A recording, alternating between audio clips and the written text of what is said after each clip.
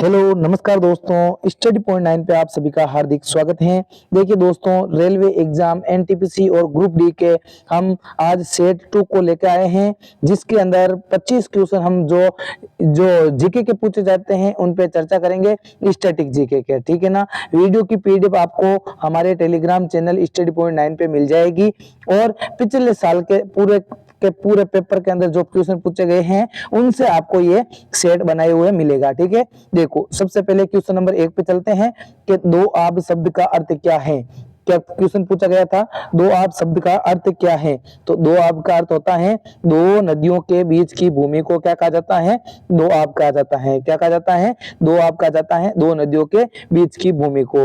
अगला क्वेश्चन पूछा गया था, लौंग कहाँ से प्राप्त होती है। लौंग कहाँ से प्राप्त होती हैं। तो दोस्तों, लौंग प्राप्त होती हैं फूलों की कलियों से। किससे प्राप्त होती हैं, फूलों की कलियों से प्राप्त होती हैं लौंग। ठीक है ना।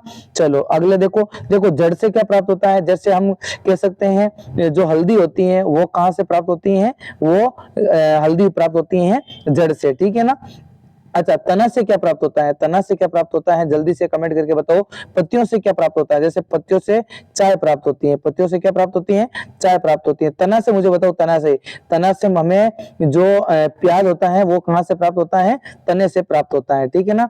अगला देखो, दक्षिण गंगोत्री क्या है। दक्षिण गंगोत्री क्या है, तो दक्षिण गंगोत्री है जो अंटार्कटिका है उस पे मानव रहित जो हमारा स्टेशन है वो है दक्षिण गंगोत्री। देखो, जो अंटार्कटिका है वहां पे भारत के द्वारा 3 मिशन भेजे गए थे। ठीक है ना, जिसका नाम है गंगोत्री, मैत्री और दक्षिण गंगोत्री। ठीक है ना, ये नाम है। ठीक है।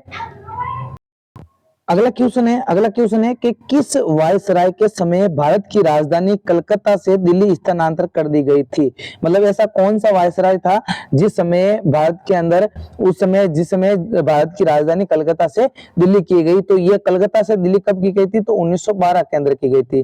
और 1912 के अंदर भारत के अंदर जो वायसराय थे वो थे लॉर्ड हार्डिंग। कौन थे, लॉर्ड हार्डिंग के समय भारत की राजधानी कलकत्ता से दिल्ली शिफ्ट कर दी गई।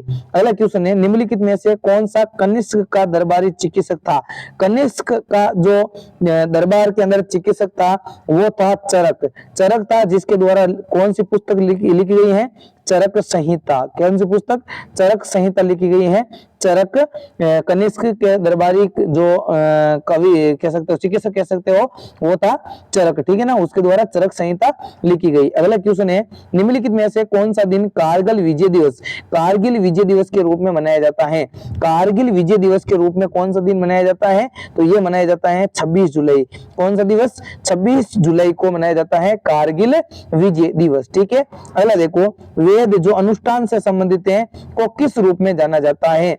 कौन सा वेद है जिसको अनुष्ठान के रूप में जाना जाता है, तो वो हो जाएगा यजुर्वेद। कौन सा हो जाएगा, यजुर्वेद हो जाएगा, जिसको अनुष्ठान के रूप में जाना जाता है। ऋग्वेद के अंदर किसका अध्ययन होता है, तो ऋचाओं का अध्ययन। किसका अध्ययन, ऋचाओं का अध्ययन होता है इसके अंदर, ऋग्वेद के अंदर। सामवेद किसके लिए प्रसिद्ध है, तो सामवेद है संगीत के लिए प्रसिद्ध। किसके लिए, संगीत के लिए प्रसिद्ध। और अथर्ववेद है वो है जादू और टोना के लिए। किसके लिए, जादू और टोना टोटके के लिए यहाँ पे प्रसिद्ध है। कौन सा, ये अथर्ववेद। और अथर्ववेद जो है उसको त्रिवेद के अंदर शामिल नहीं किया जाता है। ठीक है ना। त्रिवेद के अंदर कौन कौन आते हैं, तो ऋग्वेद, यजुर्वेद और सामवेद ही आते हैं। ठीक है।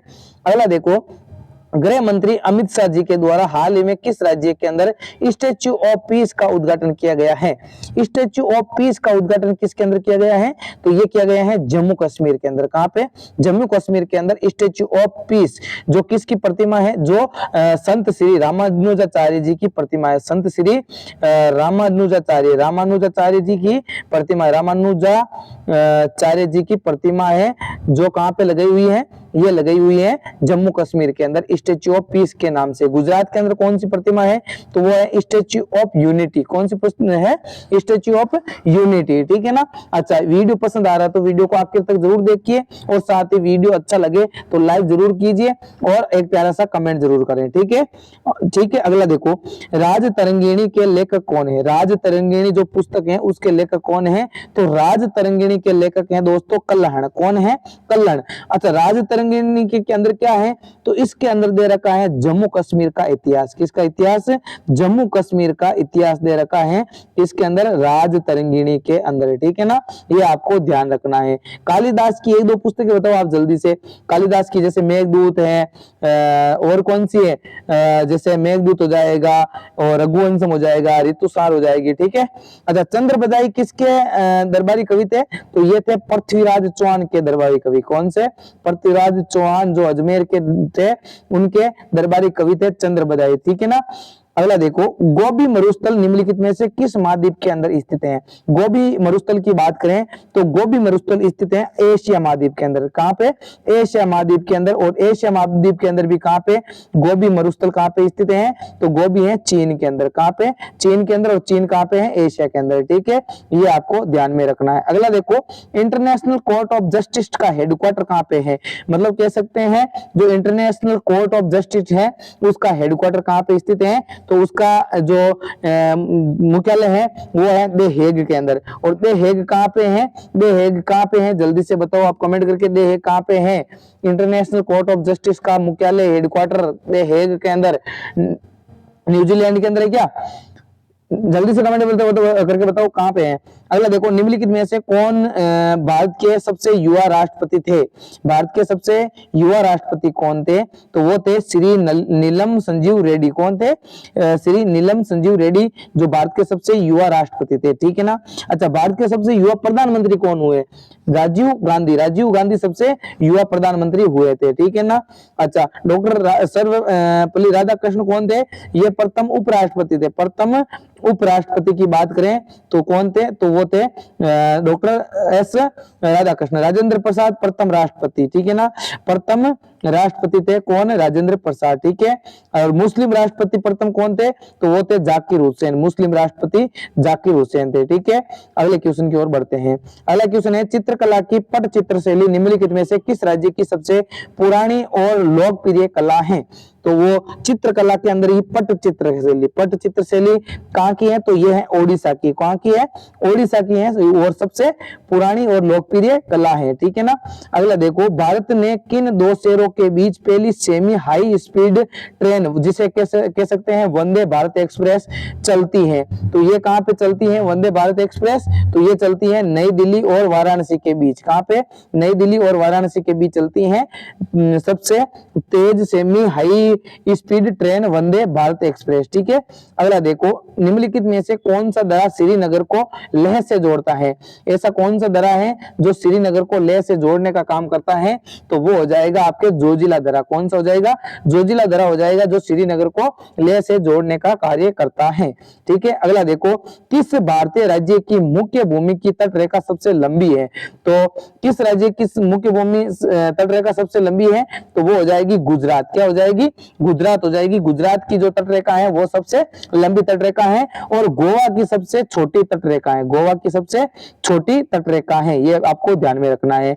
अगला देखो, इनमें से दक्षिण अमेरिका के कौन से दो देश स्थल अवरुद्ध देश हैं?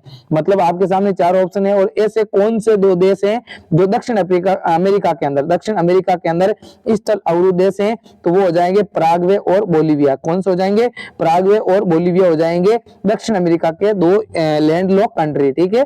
अगला देखो, प्रार्थना समाज की स्थापना किसने की थी? तो प्रार्थना समाज के जो संस्थापक हुए हैं वो कौन हुए हैं? वो हुए हैं आत्माराम पांडुरंग। कौन हुए हैं? आत्माराम पांडुरंग हुए हैं, जिन्होंने प्रार्थना समाज की स्थापना की थी, ठीक है। अगला देखो, निम्नलिखित में से कौन सा देश बिमस्टेक का सदस्य नहीं है? बिमस्टेक का सदस्य कौन सा देश नहीं है? तो देखो, bay of Bengal initiative multipurpose static, ये हो जाएगा, इसकी फुल फॉर्म हो जाएगी। और जो बिमस्टेक के अंदर जो देश नहीं है वो नहीं है मालदीव, ठीक है ना। देखो, भारत है, नेपाल है और भूटान है बिमस्टेक का सदस्य, लेकिन मालदीव इसके अंदर सदस्य नहीं है। अगला क्वेश्चन देखो, भारत में केंद्रीय आलू अनुसंधान केंद्र कहाँ पे स्थित है? तो आलू अनुसंधान केंद्र है शिमला। और शिमला कहाँ पे है? शिमला है हिमाचल प्रदेश के अंदर, जहाँ पे आलू अनुसंधान अनुसंधान केंद्र है, ठीक है। अच्छा, इसके देखो लखनऊ के अंदर कौन सा है, तो विष अनुसंधान केंद्र कहाँ पे है, तो ये औषधि कहाँ पे है, तो ये भी लखनऊ के अंदर हो जाएगा। विष और औषधि दोनों ही कहाँ पे हो जाएंगे, लखनऊ के अंदर हो जाएगा। अगला देखो 1 अप्रैल 2019 से किन दो बैंकों का हेडक्वार्टर, किन दो बैंकों का जो बैंक ऑफ बड़ौदा के अंदर विलय हो गया था, तो ये हो गया था किसका, विजया बैंक और देना बैंक का यहाँ पे विलय 2019 के अंदर बैंक ऑफ बड़ौदा के अंदर विजया बैंक और देना बैंक का विलय हो गया था, ठीक है।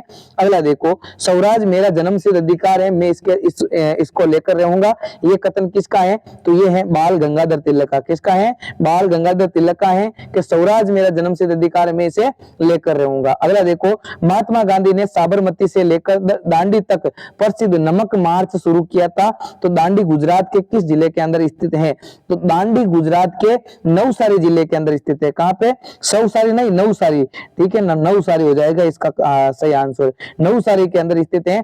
महात्मा गांधी जी के द्वारा साबरमती से लेके दांडी मार्च जो नवसारी के अंदर स्थित है, दांडी, वहां तक दांडी मार्च किया था, नमक यात्रा की थी। अगला क्वेश्चन है सेकंड लास्ट क्वेश्चन, निम्नलिखित में से कौन सा स्मारक दिल्ली के अंदर स्थित नहीं है। देखो दिल्ली के अंदर क्या क्या स्थित है, तो देखो अलाई दरवाजा दिल्ली के अंदर स्थित है, और इंडिया गेट भी दिल्ली के अंदर स्थित है, और हुमायूं का मकबरा भी दिल्ली के अंदर स्थित है, लेकिन बुलंद जो दरवाजा है वो फतेहपुर सीकरी के अंदर स्थित है, ठीक है। Correct answer option number B हो जाएगा। लास्ट क्वेश्चन देखिए, सबरीमाला मंदिर कहाँ पे स्थित है, तो सबरीमाला मंदिर कहाँ पे स्थित है, तो ये स्थित है केरल के अंदर। कहाँ पे स्थित है दोस्तों, केरल के अंदर स्थित है सबरीमाला मंदिर, ठीक है। थैंक यू, जय हिंद, जय भारत।